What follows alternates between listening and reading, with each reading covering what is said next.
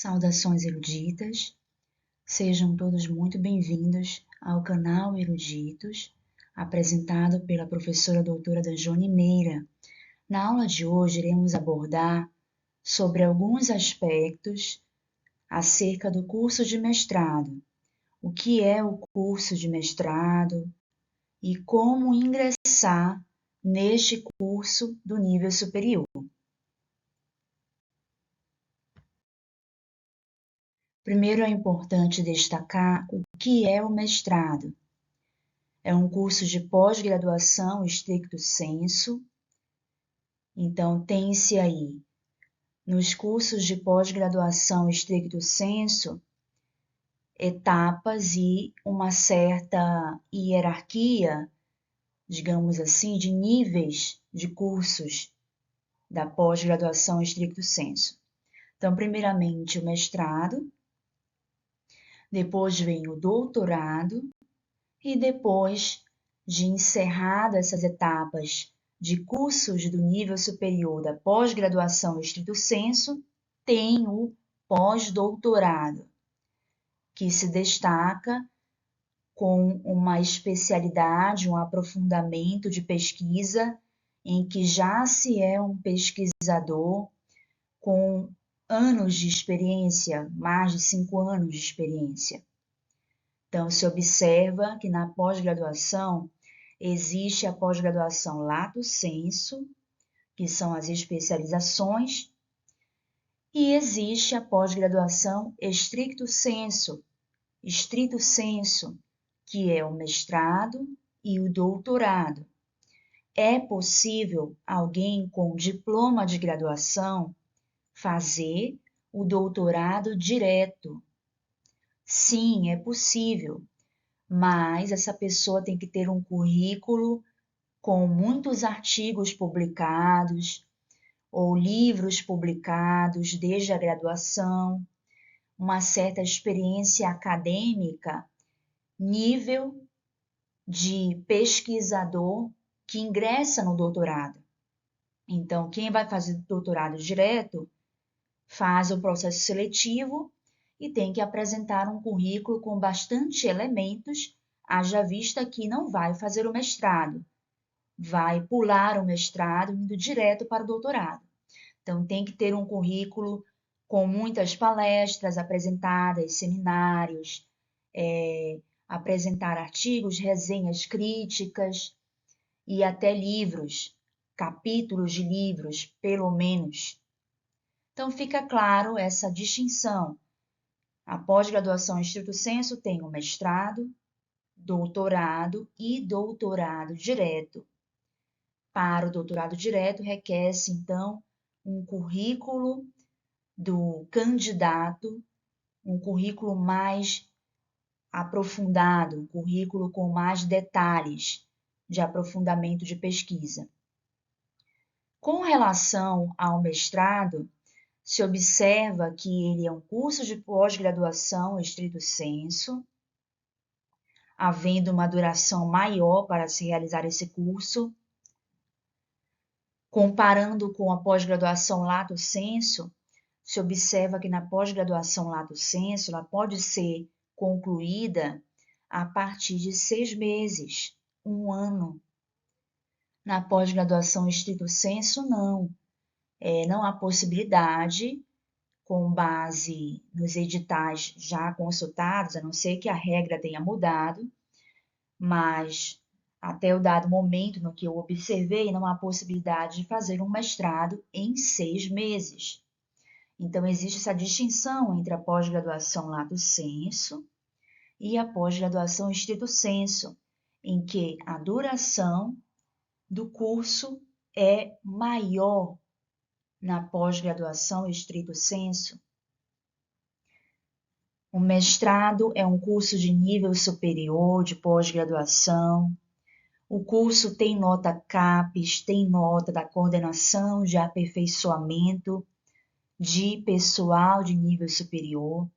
Existe uma nota que é dada ao programa de pós-graduação, que tem mestrado, doutorado, e essa nota ela deve ser mantida pelo departamento ou ela deve ser aperfeiçoada.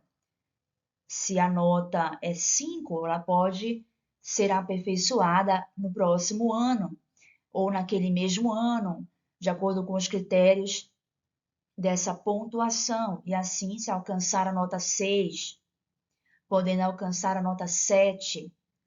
Então, existe essa nota que a CAPES dá para os cursos de pós-graduação, estrito sensu, e o aluno que vai ingressar no mestrado tem que compreender que ele faz parte para manter essa nota. O desempenho acadêmico do aluno de mestrado é fundamental também para manter a nota do programa de pós-graduação, do mestrado, do doutorado e assim por diante.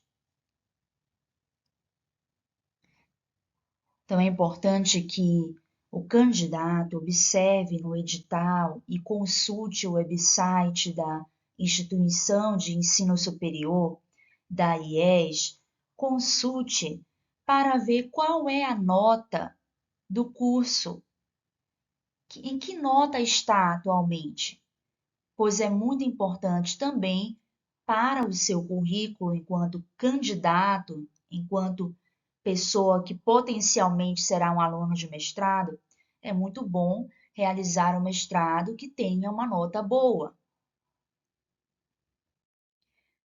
Então, vimos a definição que o mestrado é um curso de pós-graduação estrito sensu, que existe uma questão hierárquica desses cursos, no sentido de níveis de pesquisa dentro da pós-graduação estrito sensu, mestrado, doutorado direto, pós-doutorado, que já está um pouco além desse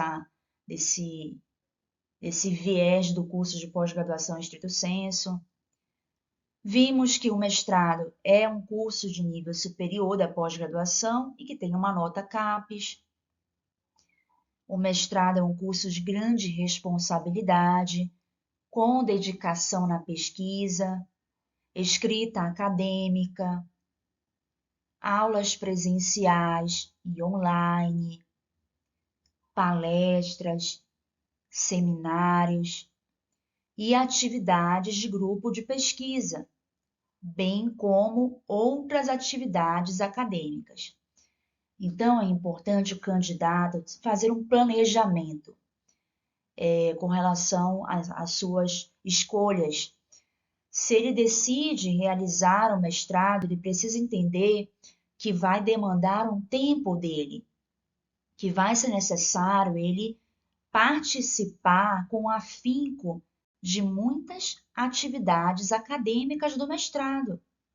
E também o nível da aula, o nível das exigências que eu quero dizer. Eu quero falar sobre as exigências da pós-graduação. São exigências maiores que a graduação. Então, quando a pessoa ingressa no mestrado, há algumas exigências que a pessoa não experimentou na graduação. Por exemplo, tem disciplinas que o professor, a maioria delas, a professora vai solicitar um artigo de 20 páginas ou de mais páginas. Então, não é uma prova tradicional, pelo menos nas disciplinas que eu fiz, não foi uma prova tradicional de perguntas argumentativas e perguntas objetivas, mas sim foi necessário entregar artigos acadêmicos de mais de 20 páginas. E o professor, ele avaliou o artigo e deu a nota. O artigo é elaborado com base nos assuntos da disciplina. Então, existe um critério de avaliação mais rigoroso no mestrado, em que toda semana de aula o aluno tem que já vir com os livros estudados, os capítulos de livros estudados. Ele não chega na sala de aula sem ter lido os capítulos da bibliografia. Ele não chega na sala de aula sem ter lido os livros da bibliografia. Ele tem que estar lendo semanalmente ou até antes do semestre começar. Existe o método de sala de aula invertida no mestrado. Essa prática pedagógica de sala de aula invertida é muito aplicada na pós-graduação estricto sensu. Então, ela é aplicada com frequência na pós-graduação estricto sensu em comparação com a graduação. Na graduação existe a prática pedagógica de sala de aula invertida, claro, isso existe na graduação, mas no mestrado se observa uma frequência maior dessa prática pedagógica. Então, o aluno de mestrado, ele estuda os livros ou capítulos de livro antes de ir para a aula. Chegou na aula, ele tem que estar preparado para quando o professor iniciar um debate que tem esse teor de ter uma naturalidade, existe essa liberdade do debate ser iniciado na sala de aula sem aviso prévio. Então, o aluno já vem preparado, tendo estudado os capítulos dos livros, para poder participar de um possível debate, de um possível questionamento, de uma atividade de escrita acadêmica, de um seminário. Então, é natural isto acontecer no cenário do mestrado. E ali o professor ele apresenta uma aula com bastante profundidade teórica, trazendo vários autores que algumas vezes ainda não tinham sido vistos com profundidade de pesquisa na graduação, vão passar a ser vistos com maior profundidade no mestrado. E alguns teóricos os alunos passam a conhecer somente na pós-graduação, somente no mestrado. Então, passam a conhecer depois da graduação alguns teóricos. Então, o professor traz uma aula com bastante profundidade teórica, com novidades bibliográficas, com autores contemporâneos, com problemáticas contemporâneas sobre determinado assunto. E, naturalmente, pode-se iniciar um debate ou uma proposta de seminário na sala de aula. Também o professor pode perguntar para os alunos o que eles acharam do assunto, haja vista que o professor de mestrado já espera que os alunos tenham lido antes da aula os capítulos do livro, pelo menos, se não já o livro inteiro. Então, ficou claro aqui que há grande responsabilidade no mestrado. Além disso, os alunos devem participar de grupos de pesquisa. Pelo menos um grupo de pesquisa o aluno deve participar. E nesse grupo de pesquisa, o aluno vai produzir escrita acadêmica. Por exemplo, um capítulo de livro. De repente, o grupo de pesquisa decide publicar um livro e um grupo de alunos vai fazer um capítulo, o outro vai fazer outro capítulo, e assim compõe o livro e vem a lume, vem a publicação. Então, o grupo de pesquisa também tem um teor de grande responsabilidade, haja vista que o objetivo é se aprofundar na pesquisa, é trazer novas hipóteses e alcançar novos resultados científicos sobre determinado tema. E pode ser que seja necessário entregar só um artigo para o grupo ou participar num seminário na dinâmica do grupo. Talvez não seja preciso entregar capítulo de livro nem artigo, mas terá um rigor científico que é participar semanalmente ou de 15 em 15 dias no grupo de pesquisa, tendo lido os capítulos dos livros e estando com anotações prontas para a participação, os comentários. Essa é a dinâmica. Então, além das aulas, com a entrega de artigos, resenhas e outros requisitos solicitados pelo plano de ensino do professor da disciplina, tem os grupos de pesquisa, que o aluno deve ingressar em pelo menos um. Também há necessidade, principalmente se o aluno tem bolsa. Se o aluno tiver bolsa de pesquisa, ele precisa produzir relatórios todo ano em que está cursando o mestrado, destacando as atividades realizadas.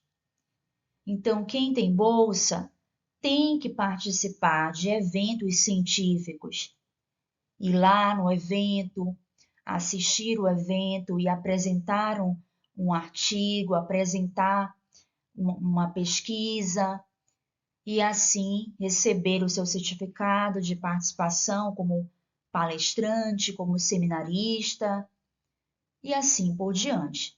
Então, independente de ter bolsa, o aluno deve participar dos eventos científicos, independente de ter bolsa, o aluno deve participar de eventos científicos todos os anos do curso de mestrado.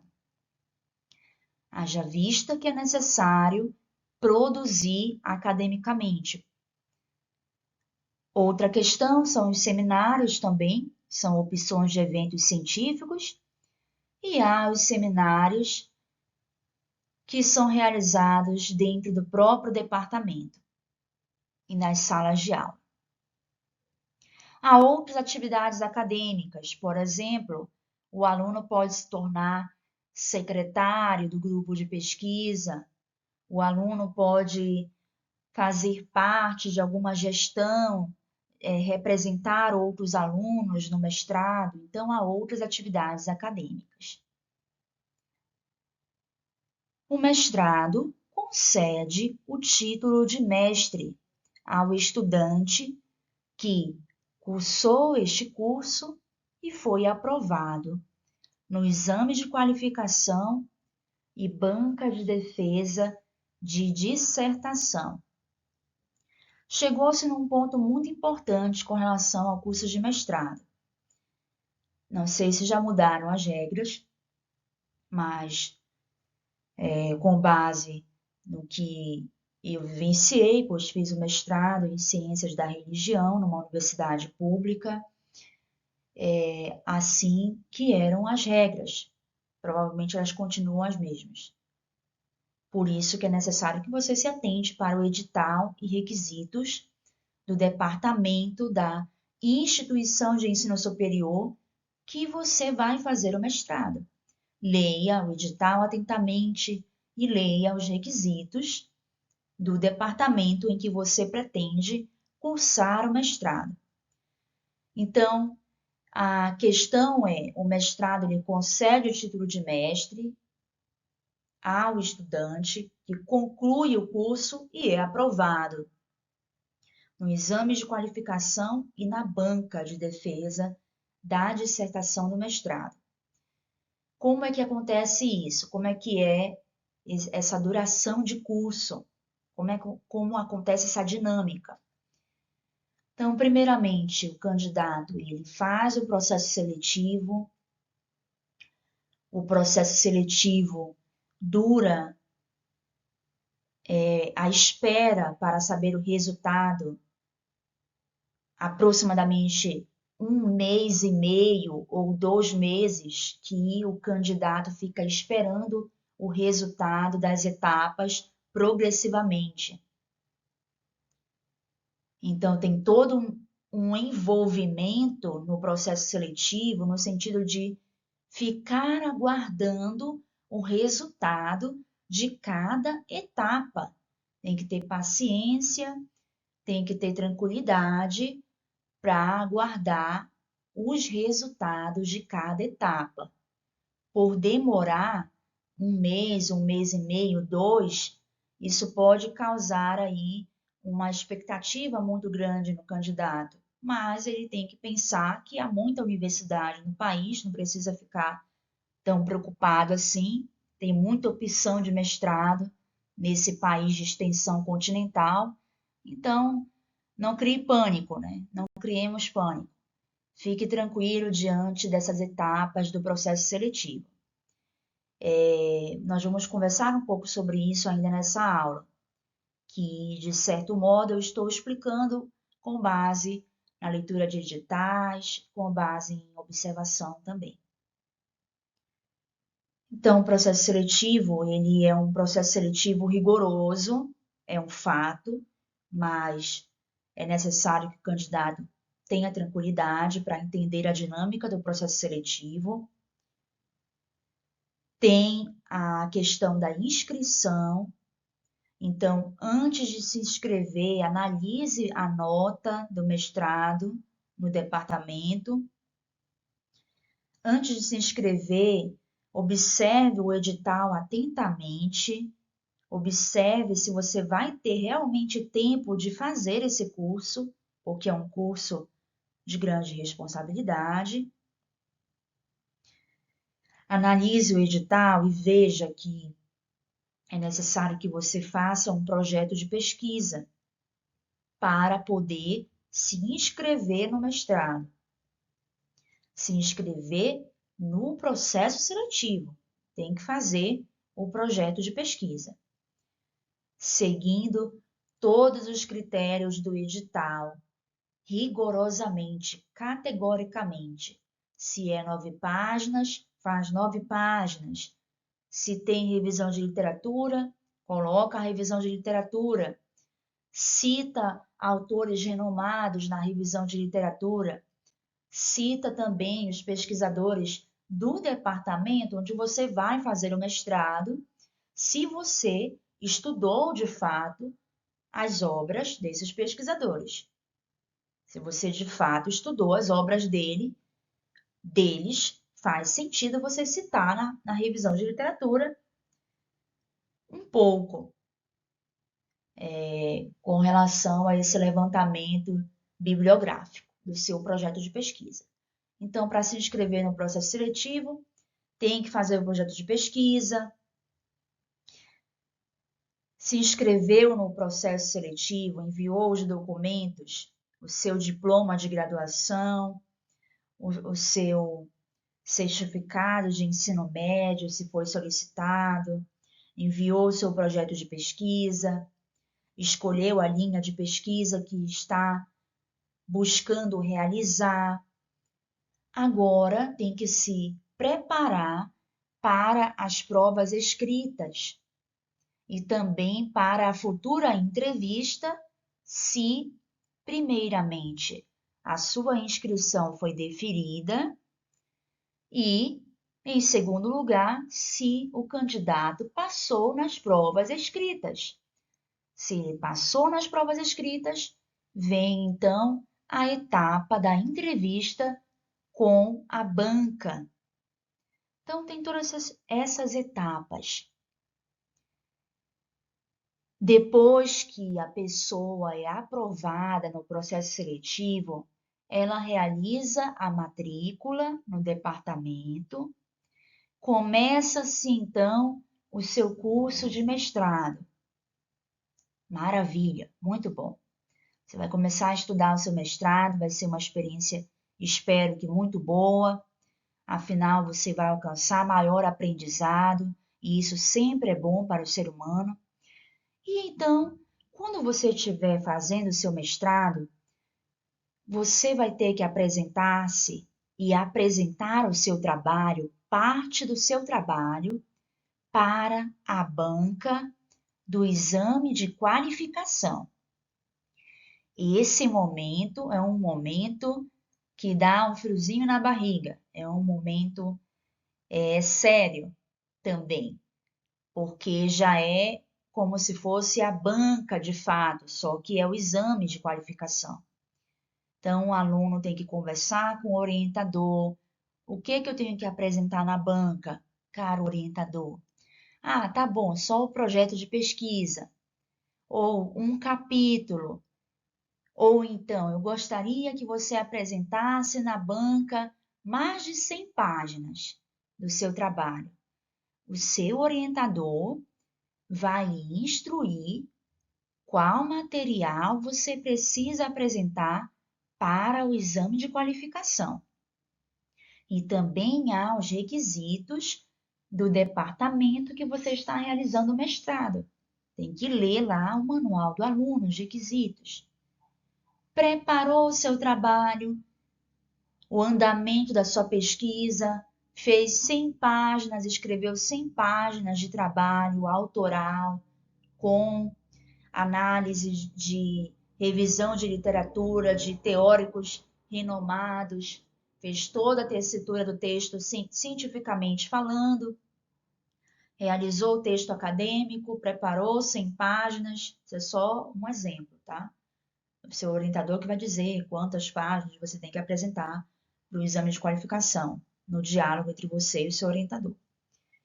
Então, preparou as suas 100 páginas de trabalho autoral, não é um fichamento, é um trabalho de fato, uma dissertação em andamento. Preparou, colocou de acordo com as normas da ABNT, realizou as orientações com o seu orientador, seguiu as instruções do orientador, tem o respeito, tem ali o ouvir atento ao que o seu orientador lhe diz, porque tem que seguir o que o orientador está falando. Tem que ser atento, tem que ser uma pessoa respeitosa com o seu orientador, com todos os seus professores e também com o seu orientador. Afinal, ele está lhe passando as instruções necessárias para que o seu trabalho possivelmente seja aprovado. Observe que a aprovação do seu trabalho depende de você, mas você precisa também ser bastante atento e bastante grato com as orientações, porque o seu orientador, considerando que o seu trabalho está apto, já é um grande passo para a apresentação e para a aprovação do seu trabalho no exame de qualificação. Então, o seu orientador precisa observar se o seu trabalho é bom. Por isso que você deve ouvir as instruções dele com bastante atenção. Apresentou o trabalho de acordo com as normas da ABNT, agendou-se a data do exame de qualificação, chegou nessa data do exame de qualificação, terá uma banca que foi anteriormente convidada, é um convite solene feito aos professores, professoras que irão fazer parte de uma banca de exame de qualificação. Então, é um convite anterior, não aparece de surpresa lá. As pessoas são convidadas anteriormente e leem o seu trabalho anteriormente para poder arguir, vai ter uma arguição no exame de qualificação. Então, provavelmente um prazo de 2 meses anterior à data do exame de qualificação, o seu trabalho já foi enviado para todos os componentes da banca do exame de qualificação. Pelo menos 2 meses de antecedência. Os integrantes, professores doutores da banca do exame de qualificação, terão lido o seu trabalho e terão feito ali críticas construtivas, críticas científicas ao seu trabalho. É uma análise minuciosa para poder também lhe instruir no que você pode melhorar. E também observando, possivelmente podem ter elogios no seu exame de qualificação, mas fique preparado que isso é um rito de passagem, entre aspas. Para o exame de qualificação, os professores vão analisar com critério, com rigor científico, mas também com humanidade. Só que vão apresentar algumas críticas para que você possa melhorar no seu trabalho. Então não se preocupe, isso é só a necessidade que faz parte da dinâmica do andamento do seu mestrado.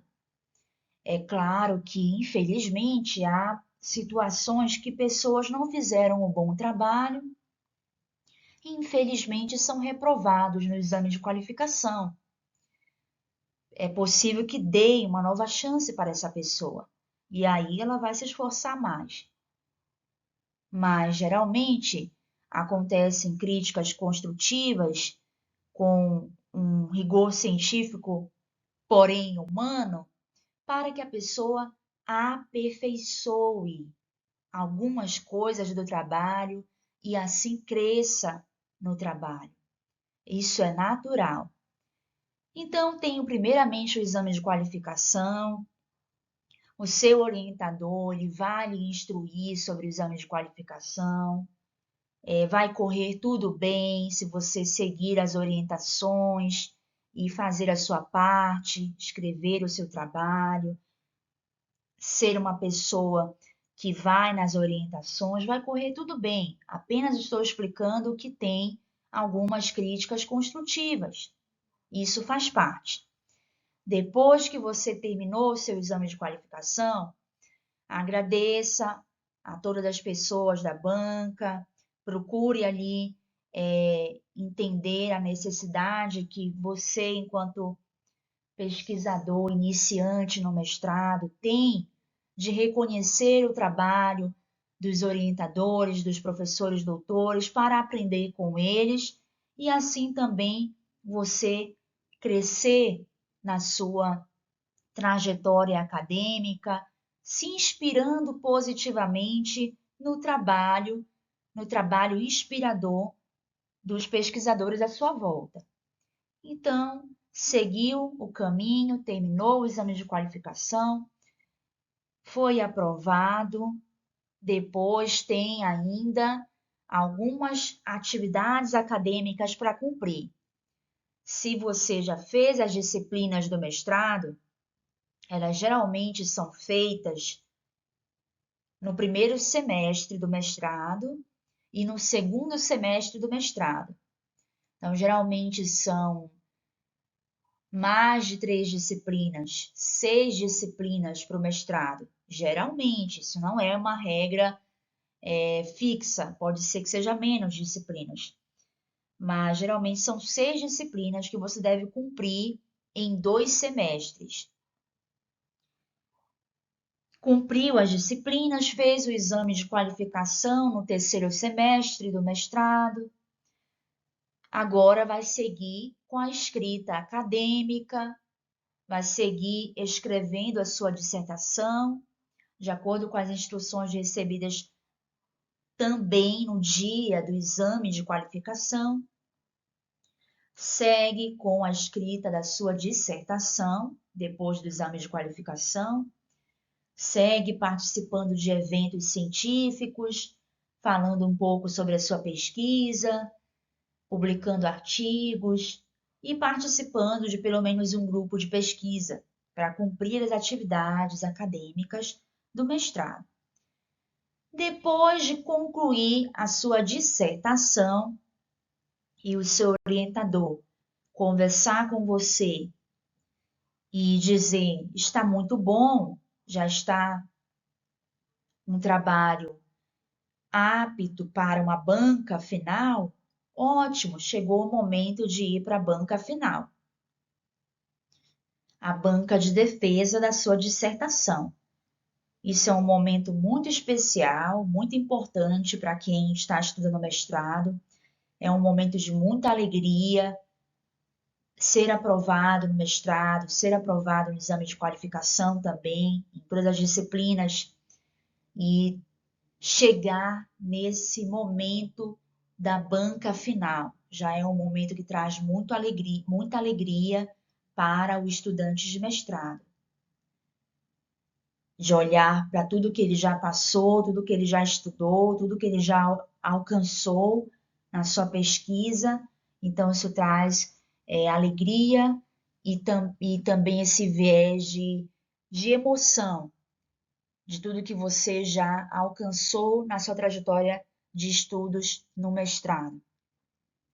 Nesse dia da banca de defesa da dissertação, é a banca final, então o trabalho ele já foi entregue com antecedência para os integrantes da banca, geralmente são 5 doutores que farão parte dessa banca, e o rigor é um pouco maior que o exame de qualificação.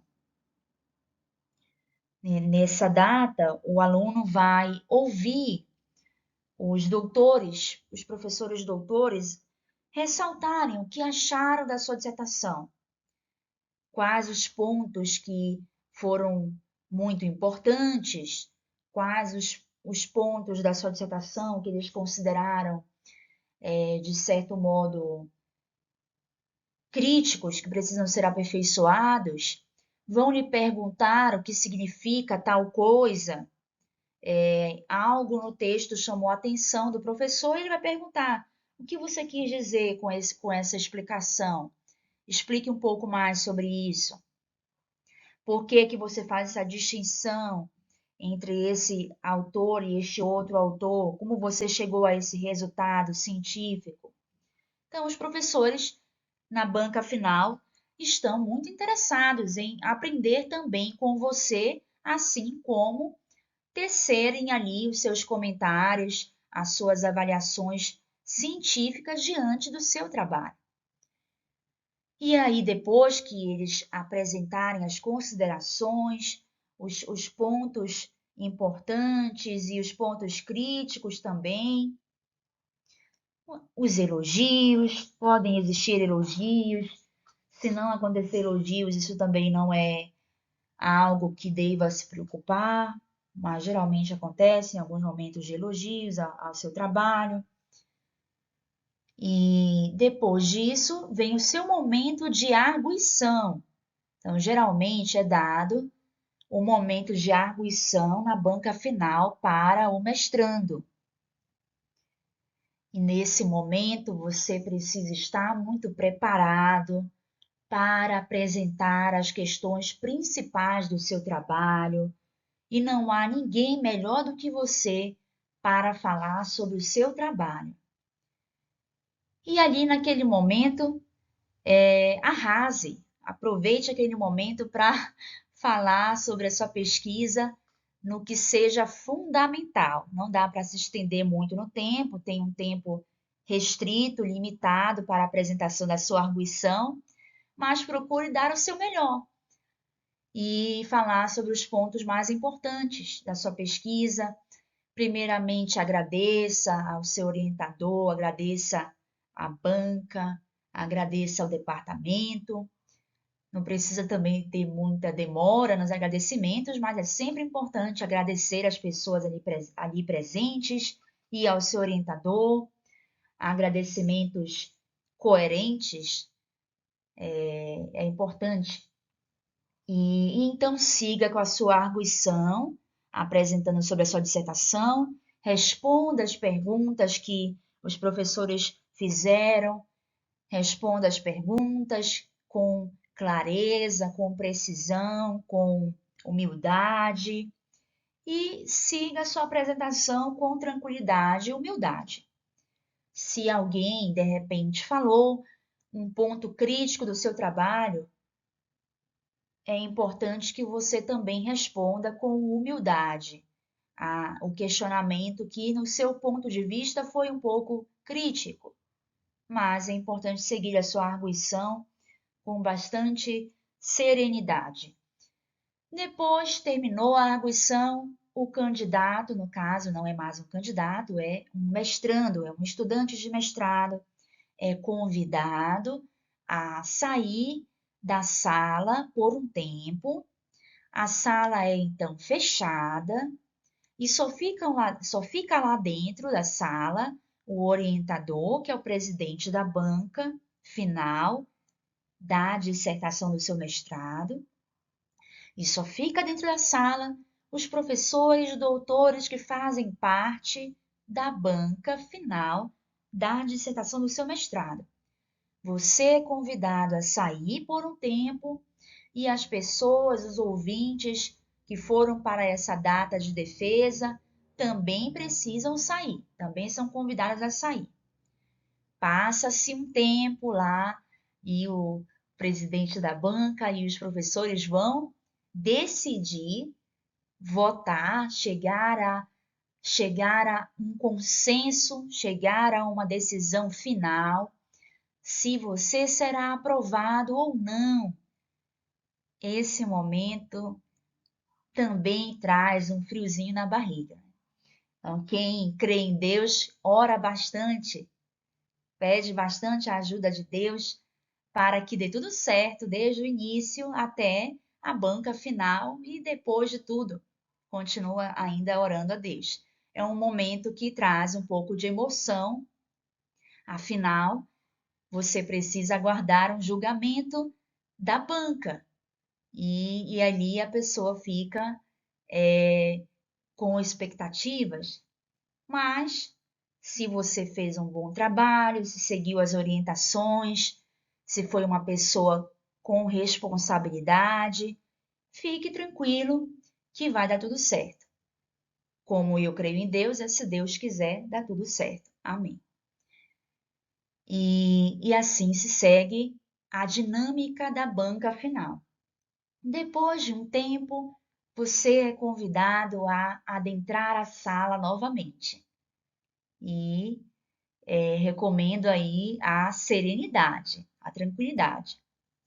E então chega esse momento tão maravilhoso para quem estudou por bastante tempo, que é o resultado, se você foi aprovado. Então, vão dizer que você foi aprovado, vão parabenizar o seu trabalho e terá aquela frase tão bonita que diz o seguinte: você passa agora a ter o título de mestre. É concedido a você o título de mestre. Uau, isso é tão legal! Então, chega o fim da banca final da dissertação do mestrado. Cabe, então, comemorar bastante e, sobretudo, agradecer a Deus por essa grande bênção. Agradecer ao seu orientador por todas as orientações e apoio e, enfim, seguir aí os agradecimentos aos seus familiares e às pessoas queridas. Terminou a banca, recebeu a aprovação, agora vai aguardar alguns dias para receber o seu diploma e o seu histórico do mestrado. Então, eu acabei narrando aqui, de certo modo, com detalhes para você que pretende fazer o curso de mestrado. Até me emocionei um pouquinho, porque lembrei da minha etapa, que foi muito maravilhoso fazer o curso de mestrado e acabei apresentando muitos detalhes dessa experiência do que seja o exame do que é o exame de qualificação e do que é a trajetória no mestrado para você também depois passar pela experiência da banca final. Eu creio que isso vai ajudar as pessoas que querem fazer mestrado, assim eu espero. Comente aí nos comentários desse vídeo o que você acha do curso de mestrado, se você pretende fazer, e espero que esses detalhes não tenham sido enfadonhos para você, mas que, de certo modo, tenha lhe ajudado a entender essa dinâmica do mestrado. No próximo vídeo, nós continuamos a observar outras características do mestrado. Muito obrigada a todos os seguidores do canal Eruditos. Por favor, curte, comenta e compartilha esse vídeo. E espero que você possa convidar várias pessoas para seguir este canal acadêmico. Muito obrigada.